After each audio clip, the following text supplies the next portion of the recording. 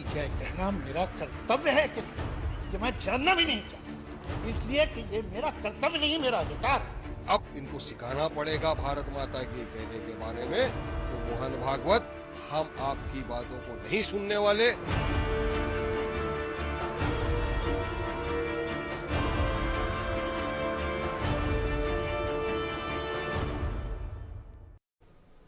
नमस्कार, मैं हुसैन रिजवी।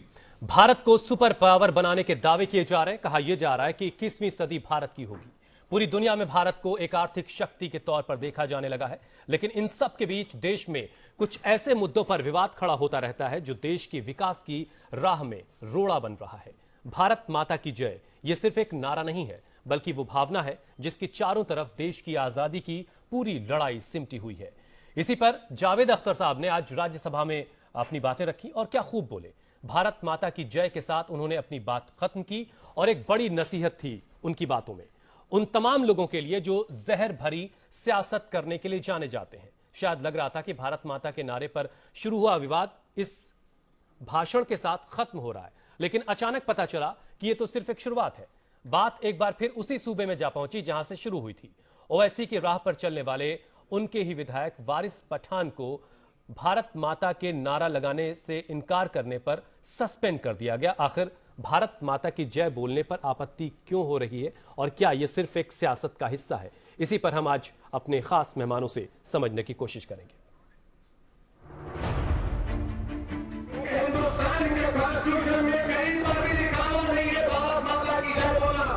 भारत माता की जय कहना मेरा कर्तव्य है कि नहीं, ये मैं जानना भी नहीं चाहता, इसलिए कि ये मेरा कर्तव्य नहीं, मेरा अधिकार। अब इनको सिखाना पड़ेगा भारत माता की कहने के बारे में। तो मोहन भागवत, हम आपकी बातों को नहीं सुनने वाले।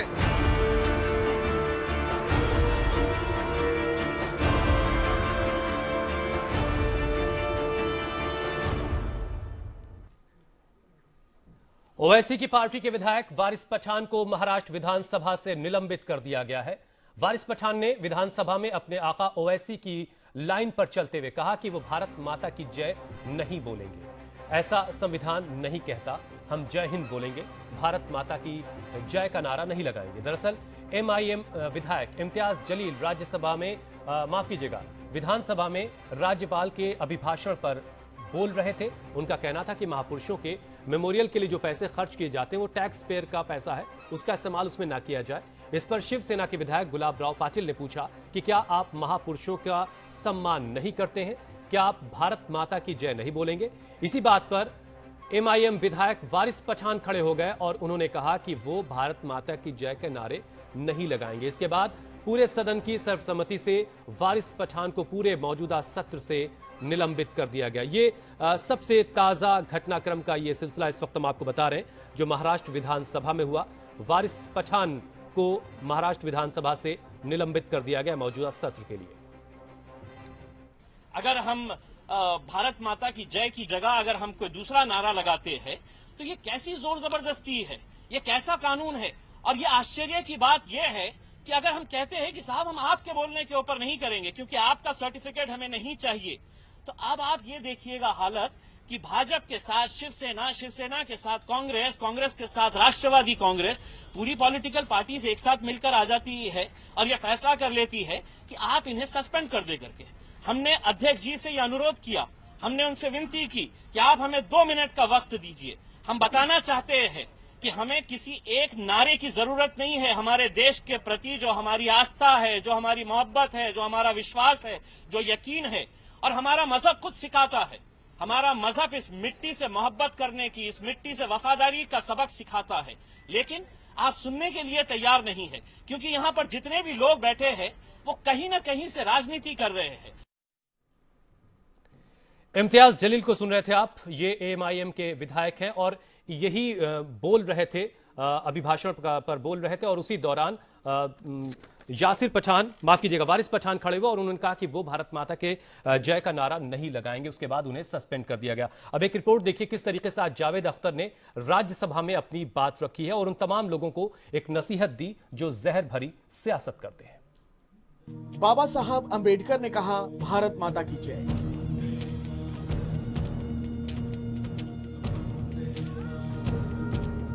पंडित जवाहरलाल नेहरू ने कहा, भारत माता की जय।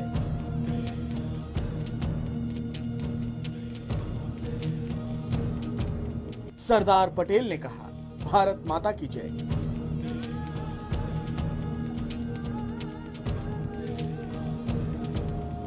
संविधान सभा के हर सदस्य ने कहा, भारत माता की जय।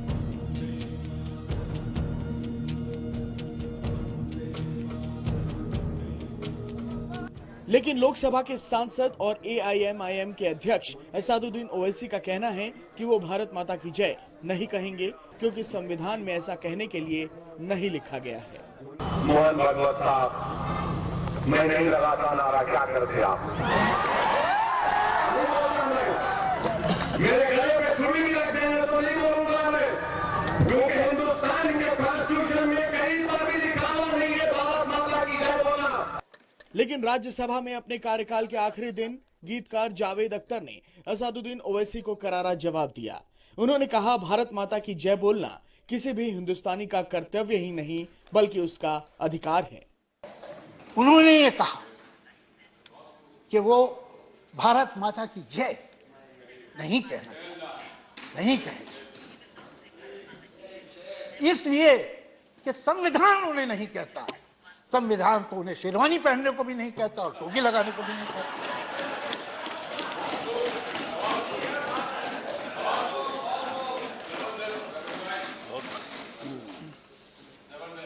मैं ये जानने में इंटरेस्टेड नहीं हूं कि भारत माता की जय कहना मेरा कर्तव्य है कि नहीं, ये मैं जानना भी नहीं चाहता, इसलिए कि ये मेरा कर्तव्य नहीं, मेरा अधिकार।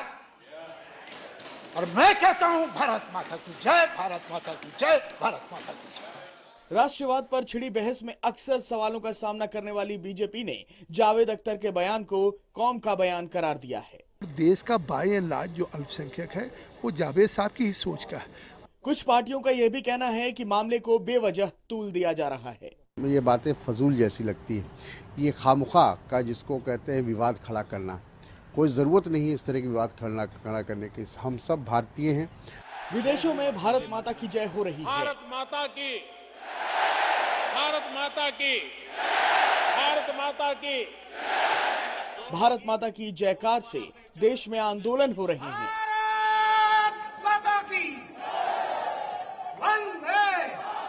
भारत माता को सलाम करते गीतों पर देश का हर नागरिक झूम उठता है।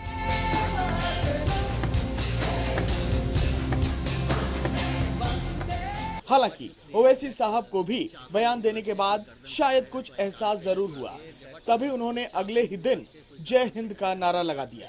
मुझे कोर्ट पर पूरा यकीन है, कोर्ट इंसाफ करेगा, कोई केस नहीं है, कोई केस नहीं, जय हिंद। लेकिन सवाल अब तक यही है कि जिस देश में सबको साथ लेकर चलने की सदियों पुरानी परंपरा रही है, वहां जावेद अख्तर को सर्वोच्च सदन में खड़े होकर सीख क्यों देनी पड़ती है। Team news world India. तो जावेद अख्तर साहब ने साफ तौर पर कहा कि ये मेरा कर्तव्य हो या ना हो, ये मेरा अधिकार है। भारत माता की जय के साथ उन्होंने अपनी बात खत्म की। अपने मेहमानों से आपकी मुलाकात करवाते हैं। हमारे साथ सुदेश वर्मा है बीजेपी की तरफ से, हमारे साथ स्टूडियो में विनोद शर्मा साहब वरिष्ठ पत्रकार, अतहर हुसैन देलवी साहब हैं, चेयरमैन हैं अंजुमने मिनहाज रसूल के, और इसके अलावा नदीम जावेद साहब कांग्रेस की तरफ से, और मोनिका अग्रवाल आरएसएस की आइडियोलॉग हैं। आप तमाम लोगों का बहुत बहुत स्वागत है। शुरुआत विनोद शर्मा साहब आपके साथ करूंगा मैं। आज जो कुछ महाराष्ट्र विधानसभा में हुआ, जरा वो समझाइए हमारे दर्शकों को कि किन बिनाओं पर सस्पेंड किया गया वारिस पठान को। भारत माता के जय के नारा लगाने का उन्होंने इनकार किया था, हालांकि नसीहत उससे पहले जावेद अख्तर दे चुके थे। देखिए मेरी बात सुनिए, अपने मुल्क से मोहब्बत का इजहार किस तरह से करना है, उसके शब्द चुनने का अधिकार है मुझे। मैं कह सकता हूं लॉन्ग लिव इंडिया, जय हिंद।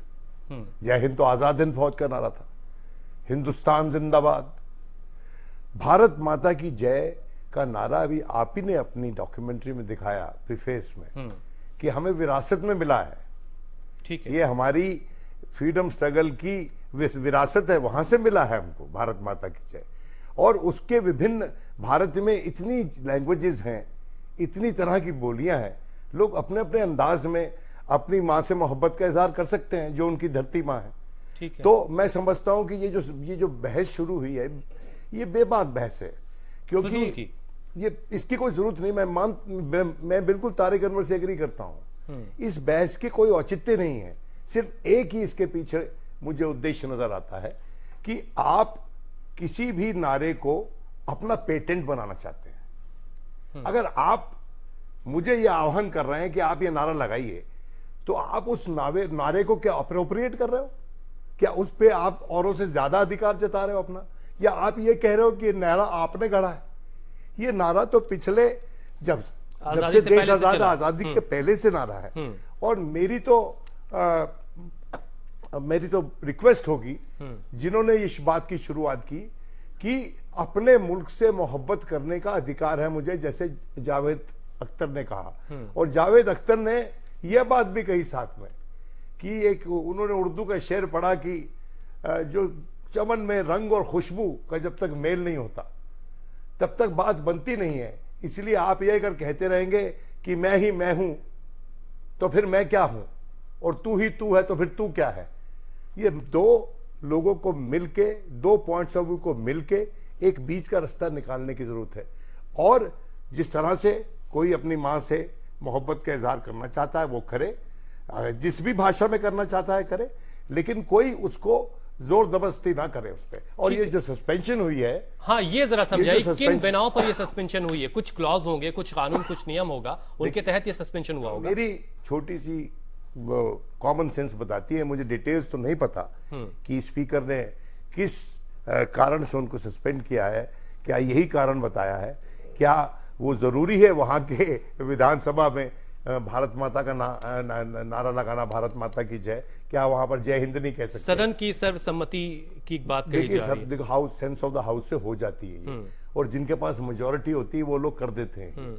लेकिन ये कोई अच्छी प्रथा नहीं है। देखिए, वही बात कह रहा हूं ना कि डेमोक्रेसी, जैसे जावेद अख्तर ने कहा कि सरकारें तो हर जगह होती हैं, उन मुल्कों में भी होती हैं जहां डिक्टेटर्स हैं, जहां खलीफा हैं, जहां सुल्तानेट्स हैं।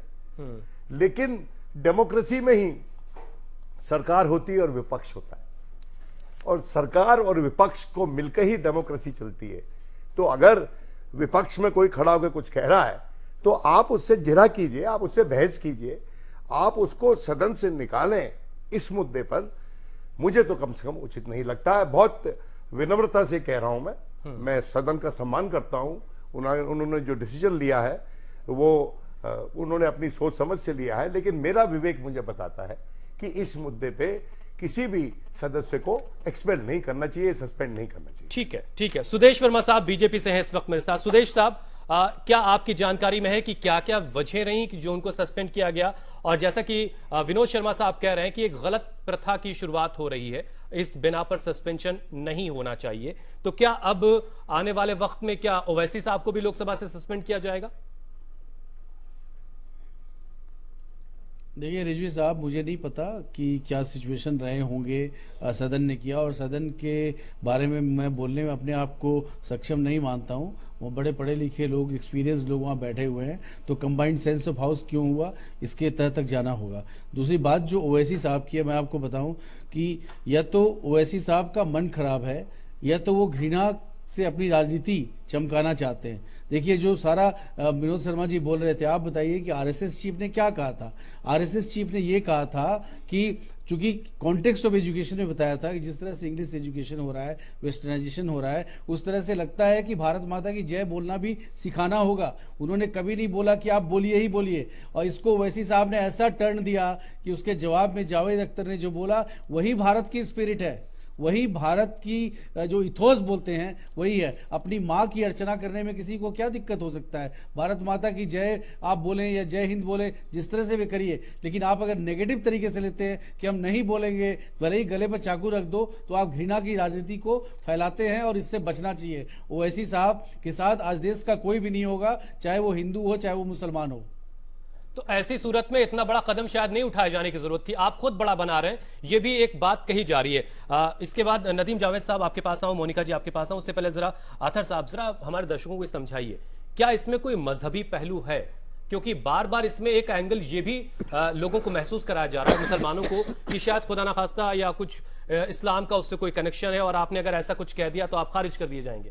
ऐसी कोई बात है वहां पर? ये मैं समझता हूँ जो विनोद जी ने, मैं समझता हूँ इस पूरी बहस की तमहीद प्रोफेसरों ने शुरू किया और मैं उसी को आगे बढ़ाता हूँ। इसमें कोई मजहबी एंगल नहीं है, ये सीधे से सियासत है और जिद बहस का मौजू बनता गया है। मैं 3 चीज़ें संक्षेप में कहूँगा।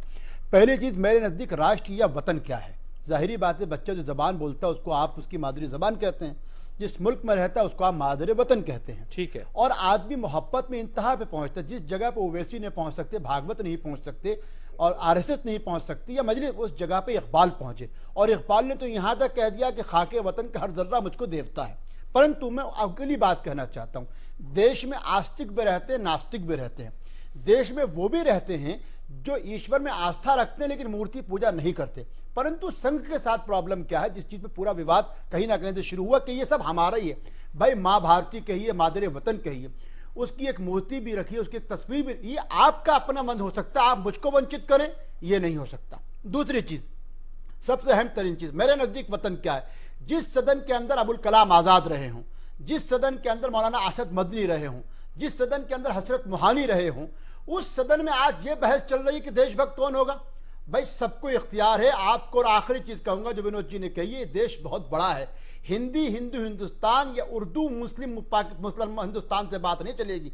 अलग अलग लोगों को रहने दीजिए, देश को मेरा एहसास रहने दीजिए, उसको मुझको महसूस करने दीजिए। मुझको ये इख्तियार है, मैं अपने देश को किसी भी भाषा के साथ कहूं, लेकिन मजहब से इसका कोई मतलब नहीं है। 1857 में ओवैसी साहब को, MIM को मालूम होना चाहिए और भागवत साहब को भी कि उनका एकाधिकार इस पे क्यों नहीं है। 1857 में तमाम स्टेटमेंट को कंडेम कर रहे हैं, तमाम लोगों ने बहादुर शाह जफर को अपना नेता मान लिया। सुदेश साहब, मैं आपके पास आता हूं। सुदेश साहब, 1 मिनट सुन लीजिए आप जरा। कॉपीराइट है सुदेश साहब, 1 मिनट रुक जाइए, मैं आपके पास आ रहा हूं। रिजवी साहब, क्या आरएसएस ने बोला कि मेरा कॉपीराइट है? कॉपीराइट तो आप बोल रहे हैं कि आरएसएस का है।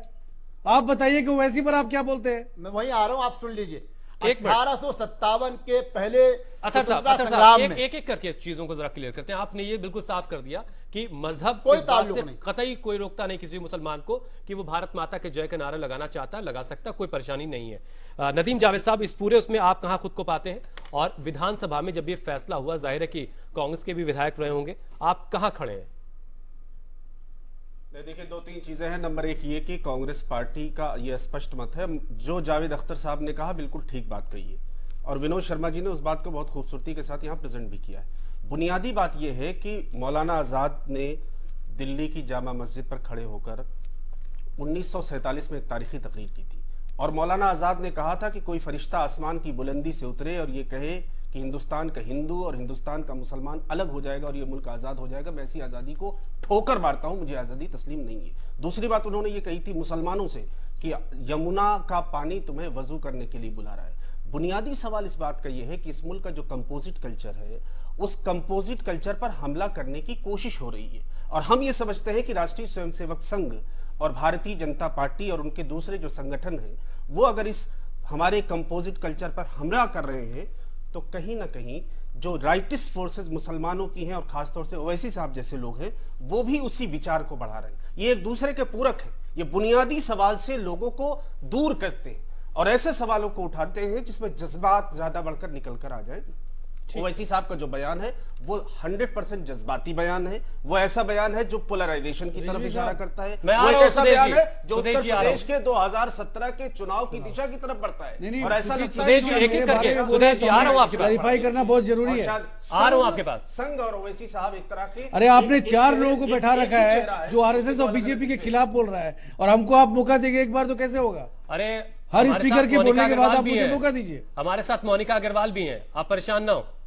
मोनिका जी, आप इस पूरे मामले को कैसे देख रही हैं और क्या ये जो जैसा कि विनोद जी ने कहा कि भारत माता की जय मैं कह दूं, जय हिंद कहूं, या जिस तरीके से मैं अपने मादरे वतन से अपनी मोहब्बत का इजहार करना चाहता हूं, मुझे उसकी इजाजत है, मुझे इस बात का हक हासिल है भारत का नागरिक होने के नाते, इसमें जबरदस्ती की कहां से कोई गुंजाइश है?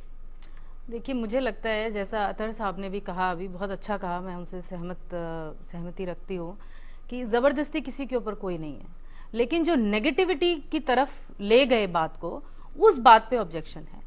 आपको देखिए एक बेसिक कॉन्सेप्ट जो हम लोग भूल रहे हैं, इसमें कुछ चीजें जोड़ दूं मोनिका जी। बार बार ये बातें अलग अलग नेताओं की तरफ से आती हैं कि इस देश में रहना है तो ये करना पड़ेगा। आज भी ये बात आई कि इस देश में रहना है तो भारत माता की जय के नारे लगाने पड़ेंगे। हरियाणा में आपको आना है तो आपको ये चीज नहीं खानी होगी। आपने लातूर का मामला देखा जहां एक पुलिस वाले को, एक एएसआई को पीटा गया, उसे केसरिया झंडा लेकर के नारे लगाने के लिए उससे कहा गया, उससे परेड तक करवाई गई। ये सारी चीजें ये बता रही कि सब कुछ हो रहा है इस देश में। ऐसी बहुत सारी चीजें हैं, हम लोग भी मतलब ऐसे बातों को उठाएंगे तो केरल में बहुत सारी बातें हो रही हैं। हम मुद्दे पर रहें, सारी चीजें एक ही बहुत सारी है। चीजें हो रही हैं, उधर से भी हो रही हैं, इधर से भी हो रही हैं, हम उन सब बातों को ना उठाएं। मेरा कहना यह है कि भारत का जो बेसिक कॉन्सेप्ट है अभी से नहीं है, सदियों से है। भारत को एक माँ के रूप में माना गया, हमेशा से माना गया।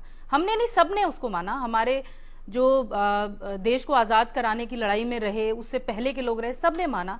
और उसको आप धर्म से जोड़ रहे हैं। सबसे बेसिक प्रॉब्लम क्या हो रही है, उसको आप धर्म से जोड़ दे रहे हैं। उसका धर्म से कोई लेना देना है नहीं। आपने इसको माँ इसलिए माना क्योंकि ये आपको पाल रही है, आपको रहने की जगह दे रही है, आप उसके पास रह रहे हैं, पल रहे हैं, जो माँ करती है। तो अगर आप उसको माँ मानकर अगर उसकी जय बोल रहे हैं, उसमें प्रॉब्लम क्या है? मेरा ये कहना है, आप मत कहिए, वो एक डिफरेंट चीज है, आप मत कहिए। लेकिन आप ये भी तो मत कहिए कि मेरे ऊपर छुरी रख दीजिए तो मैं नहीं कहूंगा। ये नेगेटिव है। आप बच्चों को क्या सिखा रहे हैं? आप देखिए, अख्तर साहब ने आज कहा, कल कहा कि 50% पॉपुलेशन यंग है। आप उस यंग जनरेशन को क्या सिखा रहे हैं? डिसरिस्पेक्ट। इस देश के प्रति आप डिसरिस्पेक्ट सिखा रहे हैं। फिर हम बात करते हैं स्वच्छता अभियान की, फिर हम बात करते हैं देश में सौहार्द फैलाने की। वो जनरेशन कैसे सौहार्द फैलाएगी जब आप इस तरीके के काम करेंगे? जब ये माँ है, माँ की रिस्पेक्ट आपको बच्चे को बचपन से सिखानी पड़ेगी। और जब यहीं के लोग, हम लोग उस चीज को नेगेट करेंगे तो वो लोग कुछ नहीं सीख पाएंगे। एक बहुत बेसिक आइडियोलॉजी है, इसमें धर्म का कोई लेना देना नहीं है, कहीं दूर दूर तक नहीं है। ये माँ है, राष्ट्र को हमने माँ माना है, तो माना है तो उसकी रिस्पेक्ट करना हमारा। नहीं तो वो तो कह रहे हैं कि वो रिस्पेक्ट कर ही रहे हैं, उसमें क्या है? उसको लफ्जों की, अगर वो जय हिंद कहता है, हिंदुस्तान जिंदाबाद, बहुत अच्छी बात है, पंजाबी में कहे, बहुत अच्छी बात है, पर उन्होंने साथ में ये भी कहा कि मैं ये नहीं कहूंगा। क्यों उसको नेगेटिव कर दिया? आप मत कहिए, मैं ये नहीं ठीक है, मैं ये भी कह दूं। एक मिनट एक करके नदीम जाओ। अख्तर साहब ने कहा ना, भारत माता की जय, कहा उन्होंने। बुनियादी सवाल यहाँ खड़ा होता है कि आइडिया ऑफ इंडिया गांधी का होगा या गोलवालकर का होगा? और संघ जो रिप्रेजेंट करता है उस गोलवालकर के विचार को, तो वो उसमें कहीं ना कहीं जो उसमें तड़का लगाता है वो धर्म का लगाता है। और अगर आप विकास की चर्चा करते हैं संघ के लोग या भारतीय जनता पार्टी के लोग, तो उनको ये भी देखना चाहिए कि उनके जो भारत सरकार के मंत्री हैं, जो उनके सांसद हैं या दूसरे जो वरिष्ठ नेता हैं, वो किस प्रकार से बयान देते हैं या किस प्रकार की बातें करते हैं। तो मैं जो सवाल उठा रहा हूं वो ये है कि जिस प्रकार की भाषा का प्रयोग ओवैसी करते हैं या जो मैसेज वो देना चाहते हैं, उसी तरह की भाषा का प्रयोग संघ से और भारतीय जनता पार्टी से जुड़े हुए लोग समय समय पर करते हैं और बयानों को इस तरह से प्रस्तुत करते हैं कि समाज में पोलराइजेशन ले लेते हैं। सुदेश जी जवाब दीजिए आप इसका। ओवैसी जो कुछ कह रहे हैं वो आपके देखिए बिल्कुल गलत, सरासर झूठ। अगर आप वाकई में देखना चाहते हैं तो आप ये बताइए, हमने कब बोला कि सबको भारत माता की जय बोलना है? आप देख लीजिए स्टेटमेंट, कहीं नहीं बोला। हमने ये बोला कि अब ये वक्त आ गया है कि भारत माता की जय बोलना भी सिखाना होगा, क्योंकि लोग भूल जा रहे हैं। इसमें कहां से जबरदस्ती हो गई, कहां से संघ का कॉपीराइट हो गया? हम वंदे मातरम बोले तो आप बोलिए संघ का कॉपीराइट, भारत माता की जय बोले उस पर बोलिए कॉपीराइट। संघ को किसी चीज से परहेज नहीं है। अगर आप कॉपीराइट करते जाना चाहते हैं और उसके खिलाफ इसलिए बोलना चाहते हैं कि संघ ने बोल दिया, चाहे बीजेपी ने उठा दिया, तो ये आपकी गलतफहमी है। हम लोग इस तरह से घृणा फैला के नहीं चल सकते। आप पैरानोइड हो गए संघ और बीजेपी के नाम से, उससे कुछ नहीं होगा। मुद्दे पर बात करिए। आपको कंडेम करना चाहिए कि ओवैसी ने जो बोला गलत बोला, बिल्कुल नेगेटिव तरीके से बोला, उसमें कोई दिक्कत नहीं है। ओवैसी जी क्या बोलते हैं क्या नहीं बोलते, लेकिन जो पॉलिटिक्स कर रहे हैं, अपने वोट बैंक को कंसोलिडेट करने की बात कर रहे हैं, वो उनका वोट से रिजेक्शन ही एक सॉल्यूशन हो सकता है ऐसे लोगों को रोकने का। विनोद शर्मा साहब, भारत माता क्या कर दिया अभी? सुदेश जी, मेरी बात अच्छी नहीं लग रही क्या आपको? सुन लिया सर, आपकी बातों को सुन लिया। विनोद जी, ये जो एक लाइन का इस्तेमाल हुआ कि भारत माता की जय के नारों को सिखाने की जरूरत है, जिद ज्यादा इस पूरे मामले में आपको दिखाई दे रही, या कहीं से कुछ वाकई ऐसा कि कुछ डराने की भी कोशिश हो रही, क्योंकि बार बार ये बात भी कही जा रही है, या इसमें कोरी सियासत है? देखिए, बात यह है कि मैं इसकी तफसील में नहीं इसलिए जाना चाहता कि इसको तूल में देना नहीं चाहता। उसका कारण क्या है? मैं सुदेश की बात को मान लेना चाहता हूं फॉर द टाइम बीइंग कि भगवत जी ने उसको एक संदर्भ में कहा। उन्होंने कहा कि यूनिवर्सिटीज पे एक बड़ा भारी बयान आया है आरएसएस का कि यूनिवर्सिटीज में जो आजकल हो रहा है उस पे अंकुश लगाना चाहिए। एंटी नेशनल एक्टिविटीज यूनिवर्सिटीज में हो रही हैं। अब एंटी नेशनलिज्म क्या है और नेशनलिज्म क्या है वो भी एक बड़ी बहस है, वह उसको विस्तार से यहाँ पर हम चर्चा नहीं कर सकते। लेकिन मैं मान लेता हूँ कि भगवत जी ने उस संदर्भ में कहा और कहा कि शायद ऐसा समय आ गया कि अब ये भी सिखाना पड़ेगा कि भारत माता की जय बोलनी चाहिए, और बावजूद इसके कि जो कि आरोप है कि भारत माता के टुकड़े हों। ठीक है, उन्होंने वो शब्द इस्तेमाल नहीं किए उसके साथ, लेकिन यूनिवर्सिटी पे जो बयान आया है बड़ा विस्तृत आरएसएस का, उनकी एक बड़ी मीटिंग हुई थी उसके बाद, तो उस संदर्भ में ये सब, उसी के दौरान उन्होंने कोटा सिस्टम पे भी बात की, क्रीमी लेयर की बात की, वो अलग मुद्दा है। मैं ये बात में मैं मानता हूं कि जो ओवैसी साहब ने कहा वो निंदनीय है। ओवैसी साहब को अगर वो ये कह रहे थे कि मैं नहीं कहता भारत माता की जय, मैं जय हिंद बोलूंगा, तो मामला बिगड़ता ही नहीं। बिल्कुल वो अपनी चॉइस बताते। उन्होंने भगवत जी की चॉइस का तो तिरस्कार करने का फैसला कर लिया और कह भी दिया। अब भगवत जी को भी अपनी चॉइस का अधिकार है, जब तक वो अपनी चॉइस हम पे नहीं थोपते हैं उनको अधिकार है बिल्कुल कि वो जो मर्जी कहना चाहे अपनी मां की शान में कहें। लेकिन उन्होंने अपनी चॉइस नहीं बताई ओवैसी साहब ने, तो बात अधर में लटक गई। जब मामला बिगड़ने लगा तब अपनी चॉइस एक बताई। इतनी बड़ी कंट्रोवर्सी हो गई। मैं अपेक्षा करता हूं मोनिका जी, एक मिनट, मैं अपेक्षा करता हूं कि देखिए, एक बार मेरी ओवैसी साहब से बहुत बहस हो गई थी एक टेलीविजन प्रोग्राम में। उन्होंने कहा था कि हम तो जिन्ना की आइडियोलॉजी को हमने जूते की नोक पे रखा और हम उस मुल्क में रहे, हम पाकिस्तान नहीं गए। अच्छी बात कही उन्होंने, पर मैंने कहा लेकिन अगर आप मुसलमानों के लिए एक अलग से पार्टी बना रहे हैं तो फिर आप जिन्ना साहब की आइडियोलॉजी को ही आगे ले जा रहे हैं। तो बहुत नाराज हो गए थे मुझसे। लेकिन मैं आज भी उस तर्क पे कायम हूं कि इस देश की खूबसूरती क्या है कि इस देश में अक़लियतों का ट्रस्ट नॉन मुस्लिम लीडर्स के पास ट्रेडिशनली रहा है, और उनके नाम लेने की जरूरत नहीं है, वो सर्वविदित नाम है, सब जानते हैं, देश जानता है पूरा। तो हमारे देश की, और यही बात अगर हम जावेद अख्तर की स्पीच के साथ जोड़ दें तो उन्होंने कहा कि डेमोक्रेसी मेजॉरिटी के कॉन्सेप्ट पे चलती है, और इसलिए मेजॉरिटी के कॉन्सेप्ट पे चलती है कि ये पता होता है कि मेजॉरिटी जो आज है कल माइनॉरिटी हो सकती है, और आज की माइनॉरिटी कल मेजॉरिटी हो सकती है। लेकिन अगर हम मेजॉरिटी और माइनॉरिटी की ऐसी डेफिनेशंस दे दे जो अनऑल्टरेबल है, तो फिर उस दिन डेमोक्रेसी खत्म हो जाएगी। इसीलिए सेकुलरिज्म की जरूरत है। ठीक है, मैं समझता हूं कि जो जावेद अख्तर ने बात कही है उस पर हमको विचार करना चाहिए। सुदेश वर्मा को भी विचार करना चाहिए और विनोद शर्मा को भी विचार करना। लेकिन ये कैसा विचार हुआ कि हम ऐसा देश चाहते हैं जहां पर सब लोग बराबर के हिस्सेदार हों और अपनी अपनी तरह से उसकी पूजा करें या उससे मोहब्बत का इजहार करें। इसमें कोई स्टैंडर्डाइज्ड स्लोगनरी की जरूरत नहीं है। और मैं जब ये कह रहा हूं तो मैं इस बात को मान रहा हूं कि भगवत जी ने शायद नहीं कहा ऐसा। सुदेश वर्मा को ज्यादा पता होगा, वो कांग्रेस या बीजेपी की तरफ से बोल रहे हैं, और उनकी बात को हमें मानना चाहिए कि उन्होंने इस संदर्भ में नहीं कहा, उन्होंने जबरदस्ती की बात नहीं की। तो इसके बाद फिर डिबेट क्या जरूरत है। और ओवैसी साहब ने जो कहा है वो तो जावेद साहब ने भी कह दिया कि अपने आप को नेशनल लीडर बोलते हैं। मैंने शुरुआत में इसीलिए कहा कि जावेद साहब के बयान को सुनने के बाद लगा था शायद मामला खत्म हो जाएगा। जावेद साहब ने एक मिसाल कायम की अपनी लास्ट स्पीच में कि हमारे देश में तलख बात को भी खूबसूरती से कैसे कहा जा सकता है। शब्दों का सही चुनाव अगर हो तो चर्चा चलती रहेगी, हम एक दूसरे से डिफर करते रहेंगे लेकिन फिर भी बात करते रहेंगे। That's democracy. मोनिका जी कुछ कहना चाह रही थी आप? मैं इसमें बस आप ही की बात को ऐड करना चाह रही थी, विनोद जी की बात को। मुझे ऐसा लगता है कि एक बेसिक प्रॉब्लम जो हो रही है वो ये हो रही है कि संघ ने अगर कुछ कह दिया तो उसको आपने हिंदू धर्म से जोड़ दिया, और किसी ने कुछ कह दिया तो उसको, बीजेपी ने कुछ कह दिया तो हिंदू धर्म से जोड़ दिया। मुझे लगता है कि ये एक बहुत गलत तरीके का एक विचार फैलाया जा रहा है जो कि फैलना नहीं चाहिए। आपसे ये तो नहीं कहा कि आप मंदिर में ही पूजा करने जाइए, ऐसा तो किसी ने नहीं कहा। एक मिनट, ऐसा तो कुछ नहीं कहा गया है ना।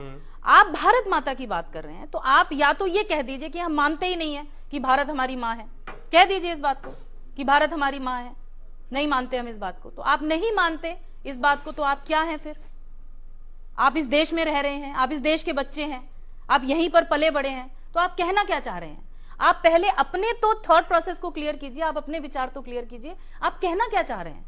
आप क्यों नहीं, आप मत कहिए, मैं फिर कह रही हूं आप मत कहिए, लेकिन मैं नहीं कहूंगा चाहे मुझे मार दीजिए, ये कहना बहुत गलत है।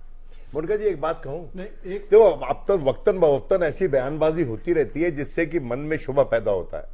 अभी हाल ही के महीनों में रविंद्रनाथ टैगोर का दिया हुआ राष्ट्रगान, उस पर भी आपत्ति उठाई गई और कहा गया कि वंदे मातरम को बना दिया जाए उसकी जगह पर। अब यह कोई उचित बात है? मैं ये पूछना चाहता हूं कि राष्ट्र कवि हैं रविंद्रनाथ टैगोर और उनका दिया हुआ राष्ट्रगान, आप उस पर भी अगर सवाल उठाना चाहते हैं, कुछ तंजीमों ने उठाए और बदकिस्मती यह है कि आरएसएस प्रमुख ने या आरएसएस के जो आला नेता हैं उन्होंने उस पर आपत्ति एकदम से जताई नहीं, वो बात रहने दी। तो देखिए कभी कभी जो काइट फ्लाइंग होती है उससे भी मन विचलित हो जाता है। देखिए हम बहुत अच्छे देश हैं, बड़ा अच्छा मुल्क है हमारा। जावेद अख्तर जैसे कह रहे थे जैसी हमारी डेमोक्रेसी है वो मेडिटेरियन, यहाँ से मेडिटेरियन कोर्स तक चले जाओ वहां तक नहीं मिलती, वहां मिलती है जाके। बिल्कुल। और वो जो हमारा संविधान है, जो हमारी गीता है, जिसको माना गया कि हमारी गीता है, असल हमारी गीता वही है, हमको दी गई है विरासत में। गीता एक अलग ग्रंथ है, उससे बहुत कुछ सीखने को मिलता है, लेकिन हमारी कॉन्स्टिट्यूशन कोई कम गीता नहीं है।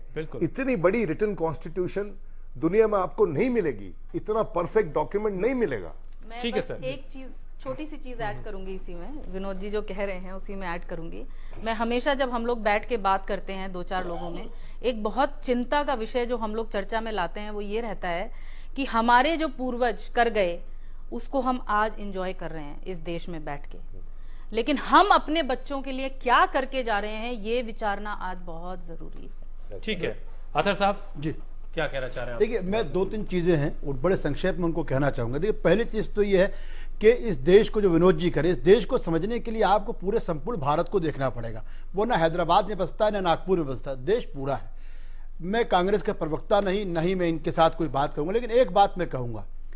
देखिए मैं पहली मरतबा विनोद जी जब आसाम गया तो वहाँ पर बच्चे नारा लगा रहे थे भारतीय जातीय कांग्रेस। तो मैंने कहा ये कोई नई पार्टी बना ली है इन लोगों ने? तो उन्होंने कहा नहीं, ये आसामी में या बंगाली में इंडियन नेशनल कांग्रेस को भारतीय जातीय कांग्रेस कहते हैं। भारत के अंदर कांग्रेस को, मैं इस कांग्रेस को नहीं कह रहा, मैं गांधी वाली कांग्रेस को कह रहा हूं। वो जहां पहुंची उसने लोकल भाषाओं के साथ अपना स्वरूप बदल लिया, इसलिए वो पूरी तरीके से उसका विस्तार हुआ, उस विचार जिसको गांधी विचारधारा कहते हैं। संघ के साथ जो परेशानी है, मैं संघ का कोई ज्यादा बहुत मुझको तजर्बा नहीं है, परेशानी क्या है, वही चीज जो जिन्ना कहते थे एक जमाने में, हिंदी से आपको निकलना पड़ेगा। हिंदी आप खाली मध्य प्रदेश या अतराफ में भारत नहीं बसता है, भारत लक्षद्वीप में भी है, भारत अंडमान निकोबार में भी है, भारत आसाम के उन क्षेत्रों में भी बसता है जहां लोग अपने साये की पूजा करते हैं। मैं आपको छोटी सी बात करके अपनी बात खत्म करूंगा। संघ का पिछले दिनों आसाम के अंदर एक कैंप था जहां पे माँ भारती की जो संघ का अपना है उसको लगा कि उस पर पुष्पांजलि करनी थी। जो वहां के अखुम नेता थे, क्योंकि हम आसाम कहते हैं अपने आप को अखुम, उन अहुम लोगों ने कहा कि हम तो आस्था जिस भगवान में रखते हैं उसकी नहीं पूछते, आप राष्ट्र को देवता बना के हमारे सामने क्यों पेश कर रहे हैं? तो मैं आखिर में कहूंगा, राष्ट्र को देवता और ग्रंथ मत बनाइए। राष्ट्र मेरी आत्मा है और मेरी आत्मा को यह पूरा अधिकार है कि अगर मैं नहीं बोलूंगा तो भी उसका गुणगान करूंगा, आस्तिक हूं तो भी पूजूंगा, नास्तिक हूं तो भी पूजूंगा। ये ओवैसी जो कह रहे हैं उनकी बात में गलती है, उनको कहना चाहिए था भाई मैं ये नहीं ये कहूंगा। और भगवत साहब की गलती है, वो कहें कि भाई भारती को, हिंदुस्तान जिंदाबाद को अपनी अपनी भाषाओं में आइए। क्या वजह है कि इस देश के अंदर 18 महीनों के अंदर भी हिंदी जो है आज भी हमारी वो जबान जो है कल्चरल, ये हिंदुस्तान को नहीं जोड़ पा रही है। आपने संस्कृत तो लेके आए हैं, लेकिन 3 टायर लैंग्वेज सिस्टम के अंदर आप तमिल को शामिल नहीं कर पा रहा, मलयालम को शामिल नहीं कर पा रहा, आसामी को इसलिए भारत को भारत रहने दीजिए, उसको कल्चर में देखिए। वो जो गांधी की कांग्रेस थी, कहीं जातीय कांग्रेस बनती है, कहीं इंडियन नेशनल कांग्रेस बनती है, कहीं कुल हिंद कांग्रेस बनती है। संघ और बीजेपी को भी उसी विचारधारा को अपनाना पड़ेगा। ठीक है, एक चर्चा को आगे बढ़ा उससे पहले जरा एक बार फिर से जावेद अख्तर साहब को सुनते हैं कि उन्होंने अपने आखिरी भाषण में किस तरीके से नसीहत दी उन तमाम लोगों को जो इस तरह की बातें करते हैं, जो देश का माहौल जिससे खराब होता है। सुनिए जरा उनको।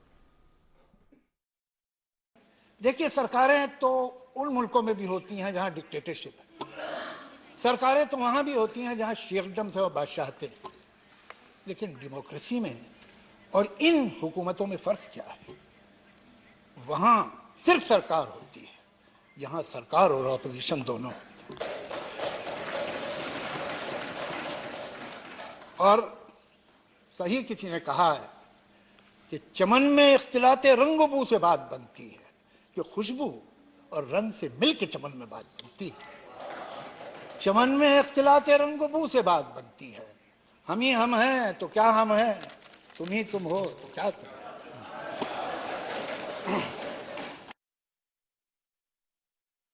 और ये संविधान हमें डेमोक्रेसी देता, लेकिन डेमोक्रेसी, ये याद रखिए, बगैर सेकुलरिज्म के नहीं हो सकती। ये वो मुल्क हैं जिनमें सेकुलरिज्म नहीं, और इसीलिए डेमोक्रेसी नहीं। डेमोक्रेसी का मतलब क्या होता है कि ज्यादा जिस बारे में लोगों की राय होगी, जिस तरफ अक्सरियत होगी, जिस तरफ मेजॉरिटी होगी, वो बात मानी जाएगी, जिस तरफ माइनॉरिटी होगी वो बात नहीं मानी जाएगी। लेकिन डेमोक्रेसी ये मान के चलती है कि ये मेजॉरिटी और ये माइनॉरिटी परमानेंट नहीं है, यह हर इशू पे बदलेगी। अगर कोई ऐसी परिभाषा बना दी जाए, अगर कोई ऐसी डेफिनेशन बना दी जाए मेजॉरिटी की और माइनॉरिटी की जो परमानेंट है, तो फिर डेमोक्रेसी तो उसी दिन खत्म हो गई।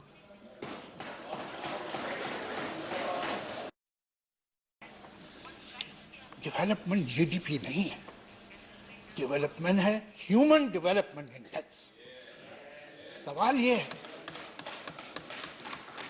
जीडीपी तो मैं आपको बताऊं, एक मुल्क है दुनिया में ब्राजील,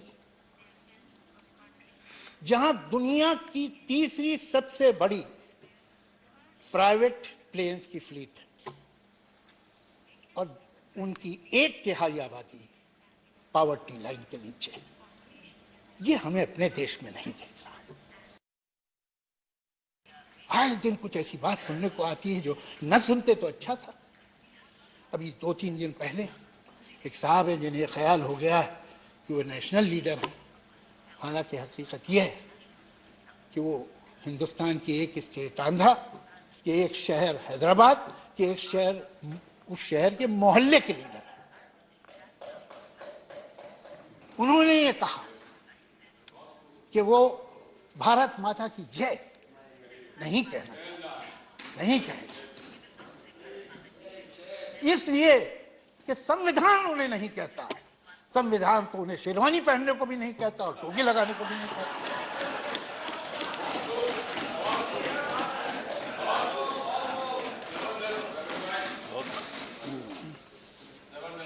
मैं ये जानने में इंटरेस्टेड नहीं हूं कि भारत माता की जय कहना मेरा कर्तव्य है कि नहीं, ये मैं जानना भी नहीं चाहता, इसलिए कि ये मेरा कर्तव्य नहीं, मेरा अधिकार। और मैं कहता हूं भारत माता की जय, भारत माता की जय, भारत माता की जय। कि कौन लोग हैं?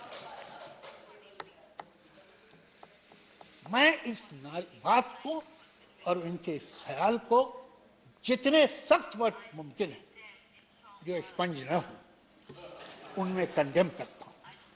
और मैं इतनी ही सख्ती से एक और नारे को भी कंडेम करता हूं जो अक्सर हिंदुस्तान के शहरों में बोला जाता है, मुसलमान के 2 स्थान, कब्रिस्तान या पाकिस्तान। मैं उसे भी कंडेम करता हूं।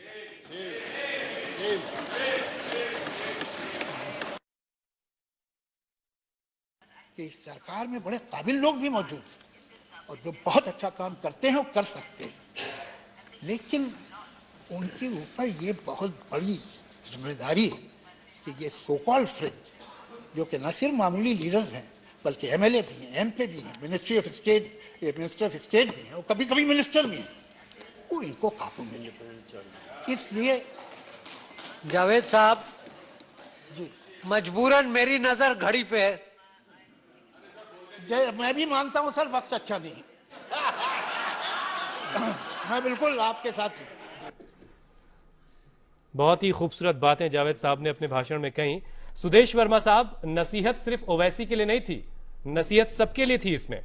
और जो कदम महाराष्ट्र विधानसभा में उठाया गया है, जी जी बिल्कुल, जो महाराष्ट्र विधानसभा में जो कदम उठाया गया है उससे ये बात और आगे बढ़ती हुई नजर आ रही है, ना कि खत्म होते हुए। थोड़ा देखिए पूरे सही से एनालिसिस अगर हम लोग करेंगे तो पता लगेगा, थोड़ा और इन्फॉर्मेशन आ जाने दीजिए। लेकिन जावेद साहब ने जो बात बोली बहुत अच्छा बात बोला, प्रत्येक हिंदुस्तानी वही बात बोलेगा। और जो आपके दहलवी साहब बोल रहे थे, मुझे तो बड़ा अच्छा लगा उनकी बात को सुनकर। अखंड भारत की वो बात कर रहे थे जिसकी बात हम हमेशा से करते रहे हैं। हिंदू मुसलमान में तो कोई प्रॉब्लम है ही नहीं, हिंदू मुसलमान भाई भाई नहीं भाई हैं। इसलिए तो हम बोलते हैं कि सिर्फ हमारे फोर फादर्स एक थे ना, हमारा खून एक है, तो डिफरेंसेस क्यों? इस चीज को रियलाइज करने की जरूरत है। क्यों आपस में लड़ना? हम तो हमेशा ये बात बोलते हैं। क्या केरला में लोग मलयाली में शाखा नहीं चलाते? हम लोग क्या कर्नाटक में कन्नड़ में नहीं चलाते? क्या कोई हिंदी इंपोजिशन की बात नहीं है। अब आरएसएस वो नहीं है कि आप उसको नॉर्थ इंडियन या बीजेपी को नॉर्थ इंडियन पार्टी बोल दीजिए। पूरा ऑल इंडिया एग्जिस्टेंस है, ये भूल न करें। अखंड भारत की हम भी बात करते हैं, बिल्कुल तहलवी साहब आपके साथ हैं हम। विनोद जी, इसको तोड़ने की कोई भी कोशिश करेगा हम कंडेम करेंगे, चाहे वो ओवैसी साहब हो चाहे वो कोई भी हो। ठीक है विनोद जी, मैं आपके पास हूं, उससे पहले जरा नदीम साहब से सुन लूं। नदीम साहब, मैं कह रहा हूं कि वो ठीक कह रहे हैं कि आरएसएस शायद बदल रही है और इसीलिए अब हाफ पैंट से फुल पैंट की तरफ बढ़ रही है। लेकिन मूल विचार जो आरएसएस का है, मुझे लगता नहीं है कि वो कितनी भी बात कर लें, लेकिन बुनियादी तौर पर मूल विचार जो उनका ग्रंथ है, गोलवालकर साहब ने जो लिखा था और बाद में बाकी लोगों ने उसको बढ़ाया, उसी विचार पर वो चलने वाला है और शुद्ध रूप से बंटवारे की बात ही करेगा। मैं एक जो बुनियादी सवाल ये है कि आज की डिबेट का, कि क्या ओवैसी साहब ने जो ये बयान दिया वो क्यों दिया?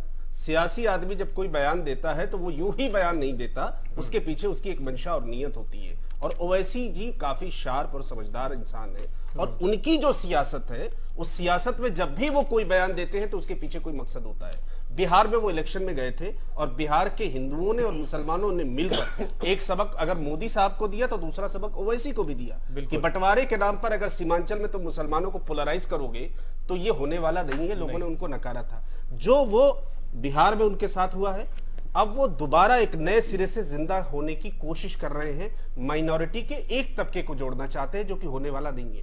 इसलिए संदेश अगर महाराष्ट्र से देने की कोशिश है तो वो संदेश मैंने जैसा आपसे अर्ज किया कि उत्तर प्रदेश के चुनाव को देखते हुए दिया जा रहा है। अभी गए थे फैजाबाद और अयोध्या शहर फैजाबाद लगा हुआ है, इतने लंबे तक वहां पर तमाम लड़ाई चली, देश जानता है। लेकिन वहां के मुसलमानों ने ओवैसी को नकारने का काम किया। हमारा दल नहीं जीता, लेकिन जो भी दल जीता वो सेकुलर लोग जीते। विनोद जी ने जो बात कही थी, बड़ी सही बात कही थी कि इस मुल्क के मुसलमानों ने कभी मुसलमानों को अपना मसीहा नहीं माना, इस मुल्क के हिंदुओं में विश्वास किया। इसलिए मेवात में अगर गांधी गए थे और गांधी ने वहां जाकर मुसलमानों से ये कहा कि हम चाहते हैं कि आप इस मुल्क के साथ रहो, तो वहां के मुसलमानों ने जिन्ना को ठोकर मारी थी, गांधी के साथ खड़े हुए थे। ये इस देश की सच्ची रवायत है।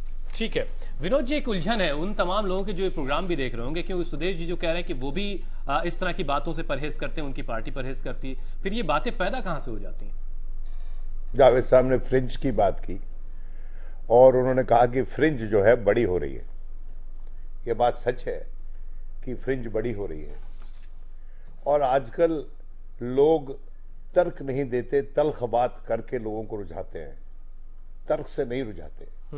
और मैं समझता हूं लोकतंत्र के लिए अच्छा संकेत नहीं है, क्योंकि लोकतंत्र में तो तर्क वितर्क होना चाहिए, आर्गुमेंट होना चाहिए, गाली गलौज थोड़ी होना चाहिए। लोगों के मनों में द्वेष भाव पैदा करने का कोई अल्फाज तो इस्तेमाल नहीं होने चाहिए। देखिए, लेकिन वो तो लगातार यही रहा। हिंदुस्तान इतना खूबसूरत मुल्क है, हम लोग कहते रहते हैं ये चीज अच्छी नहीं है, वो चीज अच्छी नहीं है, लेकिन आप कोई वेदर कंडीशन बताओ जो हमारे देश में नहीं होती। स्नोफॉल होती है, सर्दी होती है, लू चलती है, गर्मी होती है, बरसात होती है, हर तरह का टेरेन है इस देश में। आप आइडियोलॉजी बोलिए, आपको मिल जाएगी। डेमोक्रेटिक स्टूडेंट्स यूनियन भी है जेएनयू में, और ऑल इंडिया स्टूडेंट फेडरेशन भी है, और एबीवीपी भी है, और एनएसयूआई भी है। यही चेक्स एंड बैलेंसेस है हमारी डेमोक्रेसी के। मणिशंकर अय्यर कई बार बहुत अच्छा बोलते हैं वो, मैं कहता हूं कि he is at once a builder and a destroyer of a great argument, क्योंकि अच्छी बात करते करते सडनली कुछ ऐसी बात कर देंगे जिस पे लोगों को आपत्ति हो जाएगी। लेकिन एक बार उन्होंने एक बात कही थी जो मैंने गांठ बांध ली, मुझे बहुत अच्छी लगी वो बात। उन्होंने कहा कि मैं वाम दलों की बहुत इज्जत करता हूं, क्योंकि इनकी जो इंटरवेंशंस होती हैं, इनके जो सवाल होते हैं, मुझे पॉलिसी को इंप्रूव करने में मदद करते हैं। तो मैं समझता हूं कि विपक्ष में और प्रतिपक्ष में, हिंदू में, मुसलमान में, सिख में, ईसाई में, जैन में, हमेशा संवाद चलते रहना चाहिए इस देश में। और उंगली ना उठाएं हम एक दूसरे पे, अपने आप को बड़ा देशभक्त सिद्ध करने की कोशिश ना करें। क्योंकि मेरे को अभी माफी चाहता हूं अगर आपके पास 1 मिनट का समय है तो जी बिल्कुल। मैं भी पीछे अभी एक लेक्चर टूर पे पाकिस्तान गया था, मुझे किसी ने सवाल पूछा अपने प्रधानमंत्री के बारे में, और मैंने कहा देखिए ऐसा है, मेरे जो प्रधानमंत्री हैं उनकी हर पॉलिसी से मैं एग्री नहीं करता हूं, लेकिन इस प्लेटफॉर्म से मैं उनको क्रिटिसाइज नहीं करूंगा। मेरे मुल्क में मेरे पास बहुत प्लेटफॉर्म अवेलेबल हैं जहां पर मैं उनसे प्रश्न पूछ सकता हूं। लेकिन एक बात मैं उनको बताना चाहता हूं कि इस देश में, आपके देश में या हमारे देश में, जो भी प्रधानमंत्री होगा वो राष्ट्रहित पे कॉम्प्रोमाइज नहीं करेगा। वो पॉलिटिकल रिस्क लेते हुए गलती कर सकता है, उससे गलती हो सकती है, लेकिन वो अपने देश के खिलाफ कॉन्स्पिरेसी नहीं करेगा। उसी तरह से प्रधानमंत्री भी तो हमारे में से ही निकल के बनते हैं। तो इस देश का आम बाशिंदा इस देश से वफादारी करेगा, विश्वासघात नहीं करेगा इस देश का। और अगर ये कोई संकेत दिया जाता है कि तमाम एक तबका विश्वासघाती हो गया है और उसकी लॉयल्टीज कहीं और एक्स्ट्रा टेरिटोरियल है, तो मैं समझता हूं ये आतंकवाद से ना लड़ने का सबसे बढ़िया तरीका है। आतंकवाद को मजबूत करने का इससे बढ़िया तरीका नहीं हो सकता। तो इन डिबेट्स को हम बंद करें और जोड़ने की डिबेट्स को शुरू करें। शायद ये वजह कि वो जावेद साहब भी कह रहे हैं कि अगर हमें सुपर पावर बनना है, हमें एक ताकतवर मुल्क बनना है, तो इन फिजूल की चीजों से खुद को बचाने की जरूरत है। रिजवी साहब छोटी सी बात कहूंगा, विनोद जी की बात को आगे बढ़ाऊंगा। देखिए एक बड़ी सार्थक बहस, मुझको बड़ी खुशी की बात है कि पिछले 2 दिन में एक बड़ी सार्थक बहस हम कर रहे हैं। पहली चीज तो ये कि मैं सबसे कहूंगा, ओवैसी साहब से भी और संघ से भी, कि भारत को अपने नजरिए से नहीं, भारत को भारत के नजरिए देखिए। इस देश आजाद भारत के प्रथम शिक्षा मंत्री, संस्कृति मंत्री एक मौलाना थे जिनका नाम अबुल कलाम आजाद था। ललित कला एकेडमी, साहित्य कला परिषद, जहां पर नटराज भी रखे जाते, सरस्वती भी रखी जाती थी, उन तमाम तर चीजों का विस्तार अबुल कलाम आजाद के जमाने में हुआ, लेकिन आजाद का धर्म कभी खतरे में नहीं पड़ा। उसी तरीके से संघ को ये समझना चाहिए कि जिन लोगों ने, उन मौलवियों ने जिन्होंने कहा कि हम यानी 2 नजरियों के साथ नहीं बल्कि उस आदमी के साथ जाएंगे, यानी महात्मा गांधी के साथ, उस मुल्क में हमको किसी से सर्टिफिकेट लेने की या आपको किसी को सर्टिफिकेट देने की जरूरत नहीं है। सर्टिफिकेट जब तक बढ़ते रहेंगे, रोजाना ऐसी बहस होंगी और देश को जिस नहज पे जाना है हम कहीं ना कहीं उसमें बाधा डालें। हमारी विरासत देखिए, ये मणिशंकर अय्यर ने कल अपनी स्पीच में बोला था, वो भी उसकी भी फेयरवेल स्पीच थी। उसने कहा कि सन 62 में जब भारत और चीन की लड़ाई हुई तो अटल बिहारी वाजपेयी ने प्रधानमंत्री को कहा, जो पंडित नेहरू थे उस वक्त, कि आप एक इमरजेंट सेशन बुलाइए राज्यसभा का इस पे बहस करने के लिए। और प्रधानमंत्री ने उस बात को माना और राज्यसभा का एक स्पेशल सेशन बैठा उस जंग पे बहस करने के लिए। तो मैं समझता हूं कि हमारी विरासत बहुत उम्दा है। अपने प्रेजेंट को हम ठीक करने की कोशिश करें ताकि हमारा फ्यूचर भी जरा ठीक हो जाए। मैं समझता हूं बिल्कुल आरोप से हमेशा विवाद पैदा होता है और संवाद विवाद को अंत की तरफ ले जाता है। हमको संवाद करने चाहिए, विचारधारा को थोपने के लिए नहीं बल्कि भारतीयता के संदर्भ में हमको संवाद शुरू करने चाहिए। सुदेश साहब, क्या जो कुछ हो रहा है, जिस तरीके से भारत माता के जय के नारे पर जो हंगामा बरपा है, क्या जिस तरीके से जावेद अख्तर साहब ने अपनी पूरी बात कही, क्या ये माना जाए कि अब बात खत्म होने की तरफ जा रही है, या फिर अब जिस तरीके से विधानसभा में जो कुछ हुआ उसके बाद ये बात अभी और आगे बढ़ेगी? देखिए, बात तो खत्म हो जानी चाहिए, क्योंकि हम मानते ही नहीं कि ओवैसी साहब कोई बड़े सेक्शन को रिप्रेजेंट करते हैं। सारा हिंदुस्तानी, और मैं मुसलमान और हिंदू की तरह नहीं बोल रहा हूँ, सारा हिंदुस्तानी ही आइसोलेट कर चुका है, उनके साथ नहीं खड़ा है। हमने भारत माता की जय स्लोगन को भी हिंदू। चलिए सुदेश साहब, मैं आपको रोक रहा हूँ। एक बड़ी खबर इस वक्त जो मिल रही है जिससे पूरा देश परेशान है, महंगाई, पेट्रोल और डीजल की कीमतें बढ़ गई। शायद इसकी बात ज्यादा होनी चाहिए कि देश में महंगाई का क्या आलम है। दाल की कीमतें कहा जा रही हैं, पेट्रोल 3 रुपए 7 पैसे महंगा हुआ है और डीजल 1 रुपए 90 पैसे, करीब 2 रुपए आप मान सकते हैं। इन दोनों चीजों की कीमतों में इजाफा हुआ है और इंटरनेशनल मार्केट में क्रूड ऑयल की कीमतें लगातार बहुत नीचे हैं इस वक्त। उन सूरतों में इस पर भी बहुत सवाल विपक्ष की तरफ से सरकार पर उठाया जाता रहा और यह भी एक इल्जाम लगता रहा है लगातार कि इन तमाम बातों से, इन तमाम अहम मुद्दों से ध्यान हटाने के लिए भी बहुत सारी बातें की और करवाई जाती रही हैं। 3 रुपए से ज्यादा प्रति लीटर के हिसाब से पेट्रोल की कीमत में इजाफा हुआ है, 3 रुपए 7 पैसे और 1 रुपए 90 पैसे डीजल की कीमत में इजाफा हुआ है।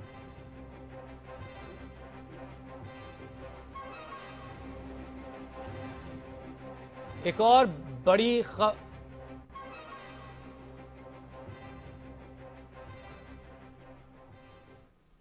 तो चलिए 3 रुपए 7 पैसे पेट्रोल की कीमत बढ़ी है, इससे आम आदमी कितना परेशान होगा वो अलग की बात है, लेकिन इस वक्त सबसे ज्यादा परेशानी नारों को लेकर के हो रही है। विनोद जी, बात जिस पर होनी चाहिए शायद हम उस पर ज्यादा नहीं कर पा रहे, क्योंकि लगातार कुछ इस तरह की चीजें हो रही हैं कि हमें उसी पर चर्चा करनी पड़ रही है। देखिए, एक फिल्म आई थी ग्लैडिएटर, सुदेश तुमने देखी होगी ग्लैडिएटर। वो जब रोमन अंपायर डेकेडेंट हो गया, सर जरा वारिस पठान कुछ कह रहे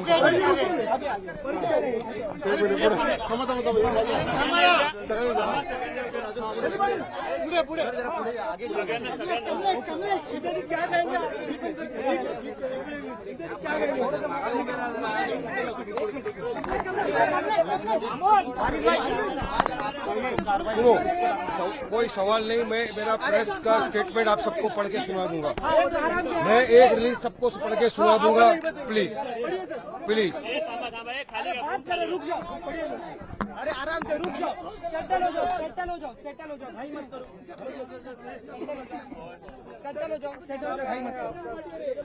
अरे कैमरा आगे बढ़ते। कोई सवाल नहीं, मैं पढ़ के सुनाऊंगा आपको, जो प्रेस रिलीज है मेरा।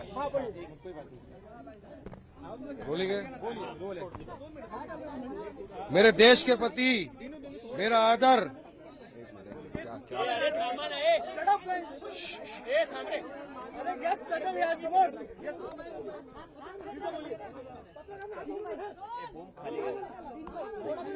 दिख भी नहीं रहा, दिख भी नहीं रहा।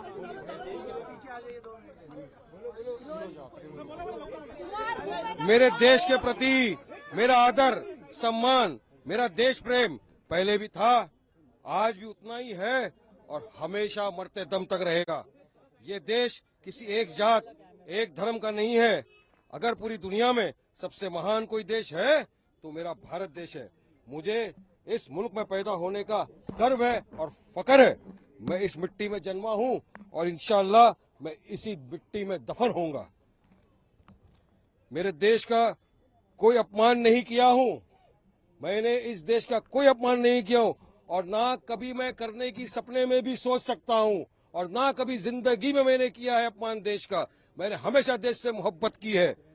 मेरे ऊपर जो सस्पेंशन की कार्रवाई की गई उससे ये बात तय है, आज लोकतंत्र का गला घोटा गया है। मैं बाबा साहेब आम्बेडकर के संविधान को मानता हूँ, आदर करता हूँ, पालन करता हूँ।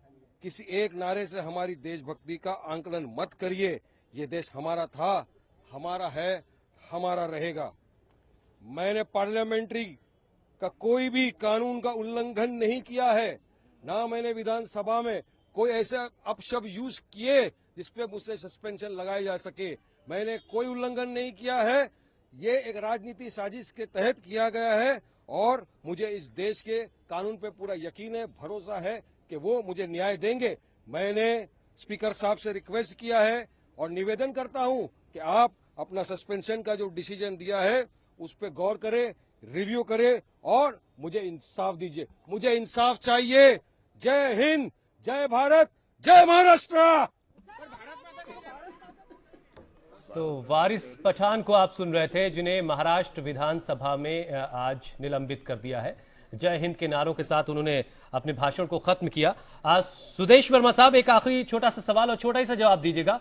कहीं ऐसा तो नहीं कि वारिस पठान को शहादत का दर्जा दे दिया गया हो इस कदम के साथ? नहीं, मुझे लगता है वारिस पठान साहब ने जो अपनी बात कही है वो सुलझी हुई बात है और उसमें मुझे कोई प्रॉब्लम नहीं लग रहा है। और अगर लगता है कि असेंबली को लगेगा तो असेंबली अपना डिसीजन लेगी और मुझे नहीं लगता इसमें कोई खास कोई इशू है। वारिस पठान साहब ने कुछ इमोशंस में बोल दिया होगा, तो अगर अपने आप को अमेंड करते हैं तो असेंबली को रिकंसिडर करना। चलिए इंतजार करते हैं। नदीम साहब, एक फाइनल कमेंट आपका।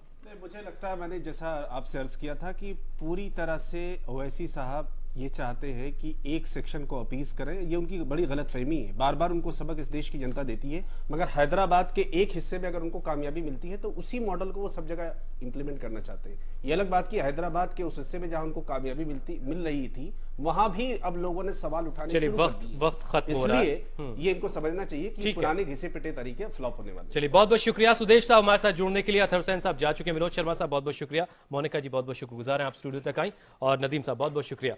और तो राज्यसभा में जिस तरीके से जावेद अख्तर साहब ने अपनी बात की है वही इस देश के तमाम लोगों की राय है और उसी तरीके से इस देश के तमाम लोगों की राय भी है और उसी तरीके से देखे जाने की जरूरत है। और जिस तरीके का कदम विधानसभा में उठाया गया उसको लेकर के इंतजार करते हैं कि आगे क्या किस तरीके से वो चीज आगे बढ़ती है। इस खास कार्यक्रम में इतना ही। नमस्कार। हिंदुस्तान के कॉन्स्टिट्यूशन में कहीं पर भी लिखा हुआ नहीं है भारत माता की जय बोलना। भारत माता की जय कहना मेरा कर्तव्य है कि नहीं, ये मैं जानना भी नहीं चाहता, इसलिए कि ये मेरा कर्तव्य नहीं, मेरा अधिकार। अब इनको सिखाना पड़ेगा भारत माता की कहने के बारे में। तो मोहन भागवत, हम आपकी बातों को नहीं सुनने वाले।